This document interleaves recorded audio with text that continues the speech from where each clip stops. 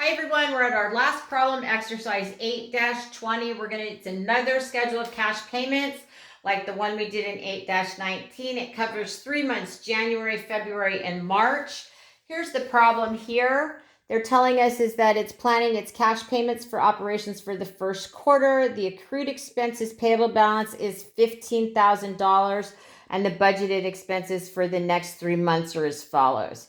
If you look on the schedule here, you'll see that I've put payment of prior month, $15,000 there under January. The problem tells us that these accrued expenses payable relates to these expenses, okay, incurred in December. So that's why I've put that there.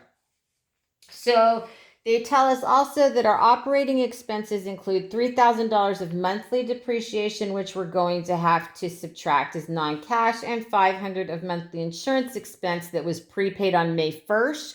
Remember, we take that whole premium, spread it out over the whole year, but since this is dealing with cash payments, that $500 in cash was previously, so we need to subtract that. And similar to the other problem, 70% are paid in the month in which they are incurred, with the remainder paid in the following month. Okay, so what you'll see I've got here is I've got the total January expenses of $91,600. I've subtracted the $3,500 in non-cash or prepaid expenses. So I have cash payments that need to be made for January bills of $88,100. I've multiplied that times 70% to get $61,670. And then I'm also going to multiply the $88,100 times 30%, which is the remainder that I'll pay in February, and that comes to $26,430. So that's what we're going to use from the January expenses. If we're looking at our February expenses, we had total expenses of $112,200. We're going to subtract the $3,500 of prepaids and non-cash to get $108,700. I'm going to multiply that by 70% to know what I'm going to pay in the month of February, which was $76,090. And then I'm going to multiply that same amount by 30%, and that's the amount that I'm going to fill in for the payment made in March of $32,610. $32,610. And then the final calculations that we're going to make on this sheet of paper is for March. The total amount is $119,400 minus the $3,500 in non-cash and prepaids, which is going to give us $115,900. So it's the next page where my calculations are. When I'm looking at I'm going to multiply this times 70%.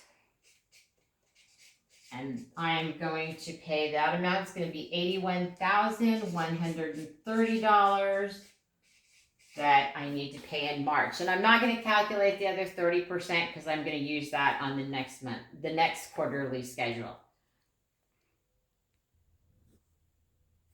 Okay, so now we're going to take this information and fill in our payment, hopefully before my phone dies. So we've got our previous balance from December of $15,000. We calculated out that $61,670 is what's remaining, is what's from the January payments, and that comes to total cash payments in January of $76,670. The remainder of January's payments of $26,430 are going to be paid in February. And then 70% of the February expenses of $76,090 for total payments made in February, cash payments of $102,520. And then finally for March, we're going to cover the $32,700 $610 remaining from February payments, and $81,130 for March payments, for a total of $113,740. And then that's our last exercise.